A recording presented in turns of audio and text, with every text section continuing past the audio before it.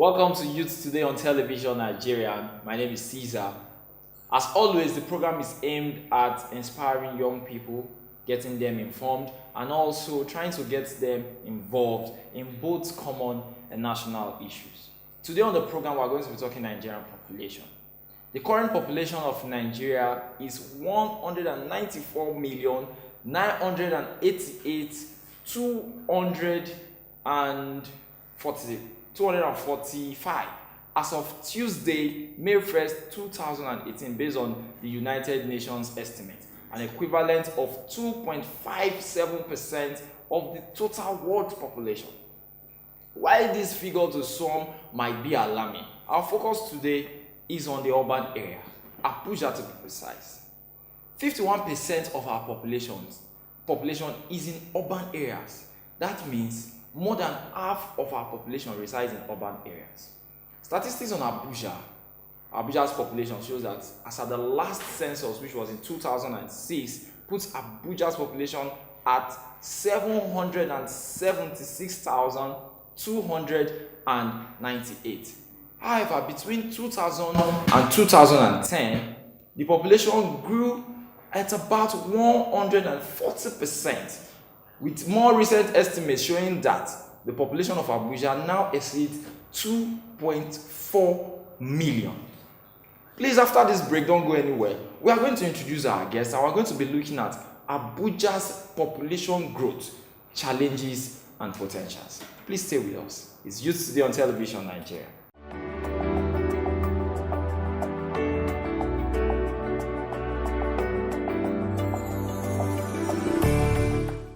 Thank you for staying tuned. It's still Youth Today on Television Nigeria, and my guest is already seated. He's a policy analyst and is Mr. Angulu Kadiri Ikpi. You're welcome to Youth Today, sir. Thank you very much for having me. Today we're going to be discussing Abuja's population growth, the challenges, and first and foremost, I would like to ask, if you check the statistics and you see it's like an explosion, 140% between the year 2000 to 2010, and now it's reaching beyond 2.4 million. First and foremost, for starts, what do you think is the cause of this growth, this influx of people to Abuja? I want to say, first and foremost, the figure might not even be very accurate. You and I are aware each time we have population census, because of reasons best known to us, we sometimes want to sneak back to our various states to be counted there, yes. So that depopulates Abuja. After the census, people return back to the base. But be that as it may, I want to tell you, population, I don't want to believe you can look at it from two ways. One, population on its own is never a bad thing. If it is properly organized, in an organized society, things are done the way they should be done. But come to Abuja, it's a unique situation. If Abuja was 770-something thousand as at 2006. Today, it's still estimated to be around 2-point-something million. I want to assure you, land-wise, land mass is a small population. But based on the infrastructure in Abuja today, it's too terrible. The hospital built by the year 2098-95, they were targeting population 500. At that figure. At that figure. Today, have you seen new hospital in Abuja? It's the same hospital that accommodates the same 2-point-something million people you're talking about. The same roads in Abuja that were built over 20 years. Are they expanded? That means the same population is living on the same infrastructure. Automatically they are overstretched. They are overstretched, but now my question remains. I go back to my question. What do you think is necessitating this mass movement of people into Abuja? Is it because there is A lot of people have the perception that there's a better life here in Abuja. Well, why do you think people keep coming to Abuja? It's not just a perception, it's true. Wrong government policy by way of either formulation or way of implementation. You cannot say a federal capital called Abuja is accommodating Minister of Agriculture. What has Minister of Agriculture got to do in Abuja in Garki? An average farmer, you and I know, is in a rural area. You want to go for fertilizer, you come to Abuja. You want to talk about tractor, you come to Abuja. Is that not a wrong policy already? The best roads in Nigeria is in Abuja. You and I want the best in life. And an average graduate in Nigeria, the first place he has in mind, if it's not Abuja, is Lagos. That's why we see them walking their posting to Abuja. And NYC, they don't want to from leave. youth service, you want to come to Abuja. And after service, you don't leave. Even if you don't have a job, you don't go back because you keep having hope. You know it's better than where you're coming from. There are no industries. A major employer of labor in Nigeria is government. And that's the federal government. Because we also have governments at the other levels.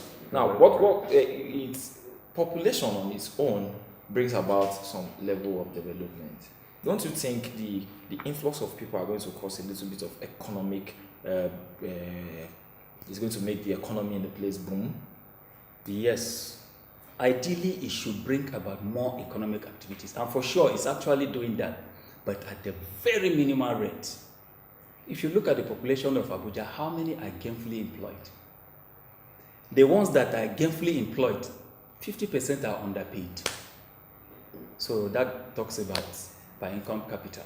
So what do you think are the effects? What do you think are the challenges that might arise from this influx of people? And from your estimation, from if I get your view, from 2006 we have like 3 major general hospitals, 3 general national hospitals, and does that say that there is no plan for the expansion of Abuja? There's no plan. Abuja as the federal capital city, the dream of the city was motivated by the realities of Lagos. The congestion in Lagos, the road problem, the overpopulation, and the crime rate. Then the government of that time thought it wise. Let's relocate to where we have landmarks that will escape the congestion in Lagos, where every Nigerian will assemble. Then every Nigerian from everywhere. That means from day one they have it in mind, Abuja will be populated. But is the road in Abuja wider than the road in Lagos? No. Are the number of hospitals in Abuja more than the number of hospitals in Lagos? No. That comes about policy problem. When you project what you want to achieve, you have to pre-plan a policy to achieve the goal effectively. In the case of Abuja, it wasn't sufficiently done. But if you look at it now, let's say okay, it was a misplaced priority or a misplanned process, Yes. Or they didn't plan it well when they were coming. But right now we have this. What do you think will be the challenges that we'll face now? The challenges are many. People are motivated to come to Abuja for various reasons. One, employment, income, infrastructure, the best hospitals, school possibilities. Today, the worst reason why people rush to Abuja is insecurity. An average man in the Northeast believes Abuja is the safest place, and he's not lying. You have to think of safety first before you talk of income. So he runs to Abuja to be safe. The best police, the best military is within Abuja. The man in Zamfara that is under continuous attack by bandits will not want to remember where he will kill tomorrow. And where else will he go? The safest place, Abuja. But if Abuja seems to be the safest place for these people and the economic boom and is the highest employer of labor, it comes both ways. We are still going to have most of these bandits still running from where they are and coming into Abuja. Not just that, some come to Abuja not even as bad guys, but they get converted in Abuja. You run away from wherever you are to get to Abuja. You need to live, you need to survive. Some are not skilled. Assembly of people with skills, people of great minds, is productive, is good for any city. Urbanization on its own is not a bad thing, but the assembly of people comes with social challenges. When I know it happens in Abuja, Abuja is where you get the best. Even the criminal wants the best. And the man causing insecurity in Zamfara, in Taraba or Benue, that force people to run for safety to this same Abuja. If my target is in Abuja, I'll follow up now. That shows the bad to come to Abuja. So there is a political problem, because where you said it will also bring us back to the structure of our country. But we're not going to dwell on it because it's a very broad topic, some clamor, restructuring, and all that. But when you mentioned Ministry of Agric and other ministries, what are the implications? What are the political implications of this population coming to Abuja right now? The political implication of people coming to Abuja. One, you and I are already threatened with hunger. When you have more population in the city, less people are producing the food we are expected to feed on and even export. And if the estimate of Nigerian population in the urban areas is anything to go by, 51%, I'm assuring you the 49% in the village, half of them are the real farmers. So half of around that population is just 20-something. Farming, and is there proper farming in Nigerian community today because of security problems? Herders and farmers issue clashes. So if we allow this mass movement into the city centers, especially Abuja, we are going to run into governance problem much later, where we have a lot of the workforce coming into town. Now, where I said political implication, because there is this mentality in Nigeria. Yes. When you have, especially young people, because if you check estimates, I think the age bracket, yes, the demography of the people that come to Abuja is between 18, 20, immediately after you service, 30, 35. Yes. Who's supposed to be back in the village working or with the energy. So, and now there is this perception that once you have somebody in Abuja, you need to come to Abuja. Especially these politicians, when they come in, they don't even go back to their places. Caesar, be as real as you can, because your station is so real, so Nigerian. So let's speak like Nigerians. You and how many times have you seen your senator representing you? Have you met him? So which means the bill, even presented in the National Assembly, you are not consulted. The way you are aware, the man in the village is aware. After he voted, he doesn't see him. And if I want to get my own share of that queue when I voted, you need to come. I need to come to Abuja to meet him. It's already a problem. It's already a problem. You don't see him until next election. Why should I wait for you till 4 years' time? I'll come to Abuja and get my own share. And that too attracts. You know, there are forces. Something attracts people to Abuja or something pushes people to Abuja. The attraction could be about the employment. I'm a graduate, I need a good paid job. But what push people to Abuja is because the politician we work for in Abuja, they are not coming home again. So I'm pushed to go and meet him and get my own share. All these things contributes in the population explosion we're talking about in Abuja today. Check out crime rates. You might not see crime rate in Asokuru, Maitama, where the one who live. But the population is bringing about the growth of slum areas, what we call the peripheries around the city. And that must be. An average worker in the minimum wage in Nigeria is 18,000 naira per month. How much is a rent in Wuse per annum? So you are bound to go to where you can afford to live. But in other major climes, in other bigger countries, the city center is, especially the capital city, these are quite expensive, but there are suburbs, and these suburbs are also attracting people. But we're going to take a short break. We're going to look at the infrastructural deficit and also solutions to this population explosion. Okay. Are we up to explosion yet? Honestly, we are. Okay. Please don't go anywhere. Immediately after the break, the discussion continues with my guest, a policy analyst, Angulu Kadiri Ikpi. We'll be right back.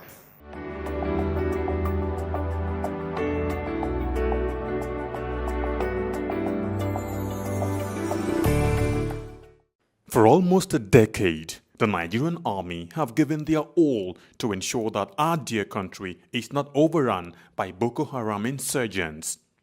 Some have in the process paid the ultimate price, while many will forever live with indelible scars occasioned by their determination to protect the country, no matter the hurdle. Despite these, they have remained resolute and undaunted, and today, all territories the insurgents once took control of have been recaptured and normalcy restored. And now, for the first time in a long time, the end of Boko Haram is foreseeable.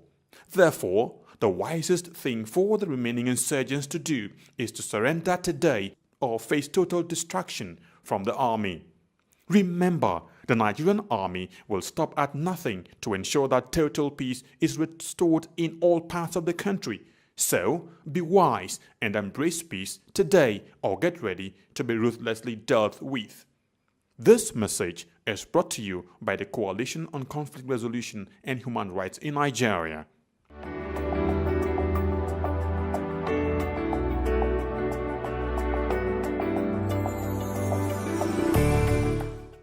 Alright, thank you for staying tuned. It's still Youth Today on Television Nigeria, and our discussing Abuja's population growth, the challenges and the potentials.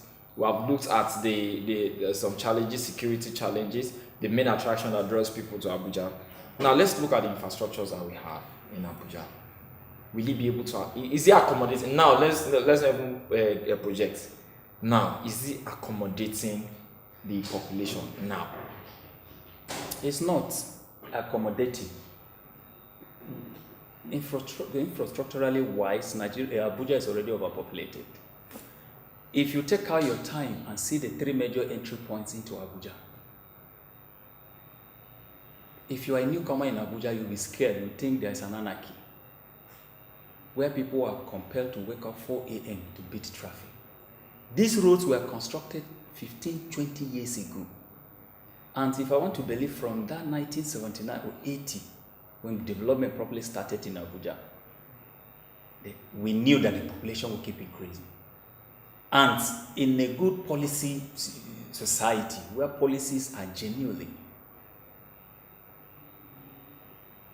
you don't need a rocket scientist to tell you this road should be twice the size it is today.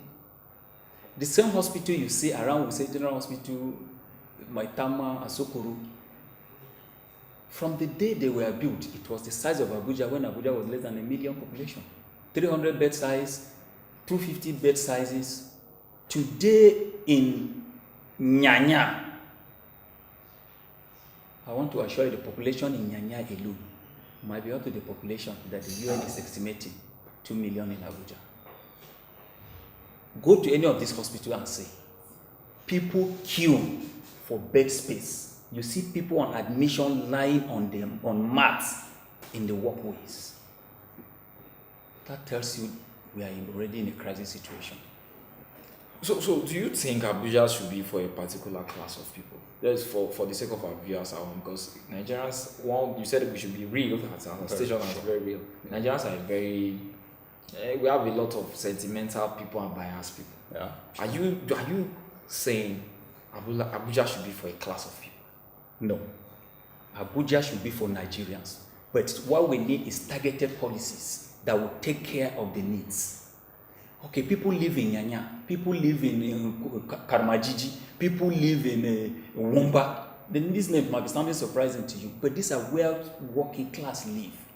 There are places you go to in this Abuja for 3 weeks or 1 month, there's no electricity. Make life fairly comfortable. But if the life is still comfortable there, it will still shoot out the population. Shoot out the population. Even shoot out the cost of things, because the fewer the people, the more expensive the things are. When we have few people in a place, the price, those providing those services tend to go high because they want to make profit. But once we have a larger population, since they can do small businesses, they are also going to grow profit. So by the time you put these bottlenecks and all these blocks, things are going to be very expensive. Like housing right now in Abuja, you have 1.something million naira in some places. The average somebody who collects 18,000 naira, a minimum wage. But the truth of the matter is this: the policy as a whole was faulty. It's like building a house on a faulty foundation. Why do you need every Nigerian civil servant in Abuja? I talked about ministries. You are a minister of solid mineral. Do you do mining in Abuja? Coal is in Enugu. Tin is in Jos.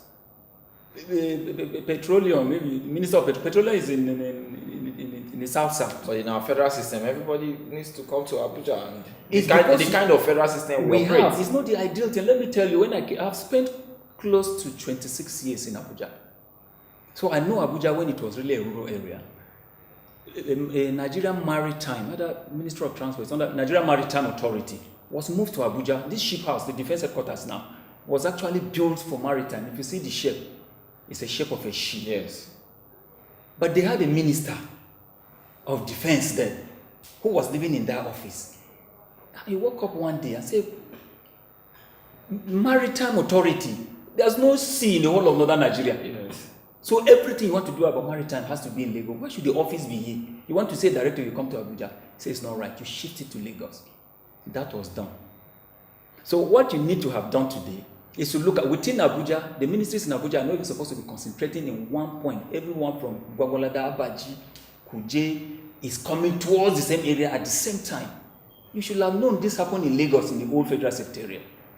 You should have from there come up with a more creative idea. Let's split. Let's spread them around. If they must be in Abuja, let this one be in Buhari, let this one be there. If I work with Minister of Justice, I know where my area is. My accommodation will be towards that area. If I work Minister of this, I will know where I will be focusing. But it's not the case. Everybody needs to run to the city center at the same time and live at the same time. But we've been talking around, I think most of your discussion has been around policy, wrong policy, Yes. wrong implementation, Sure. and everything around policy and government. Sure. Right now, you are not in government, sir.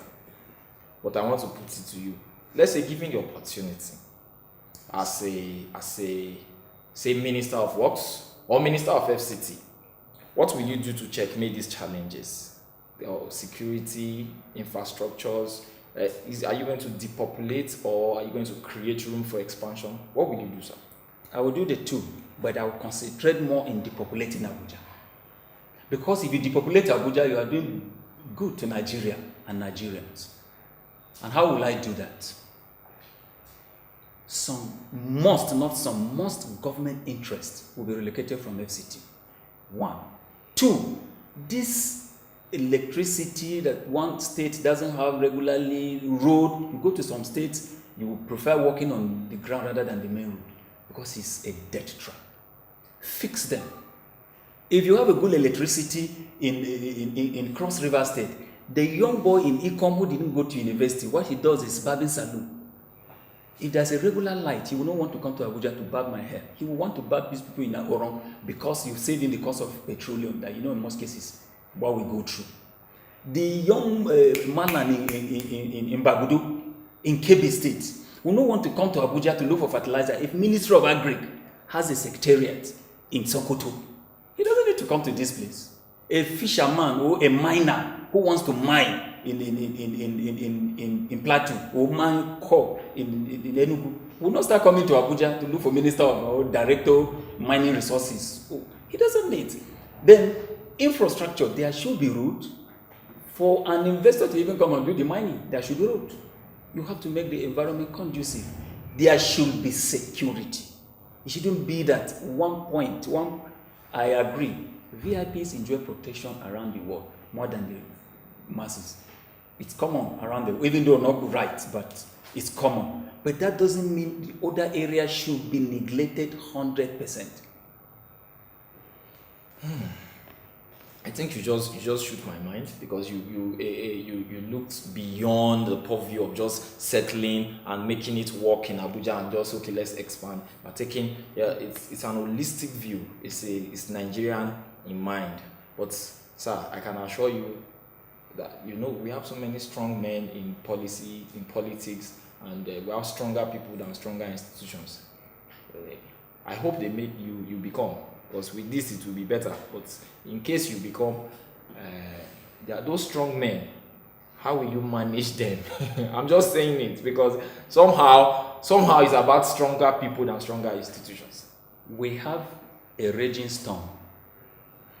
The strength of the youths is the greatest anywhere in the world.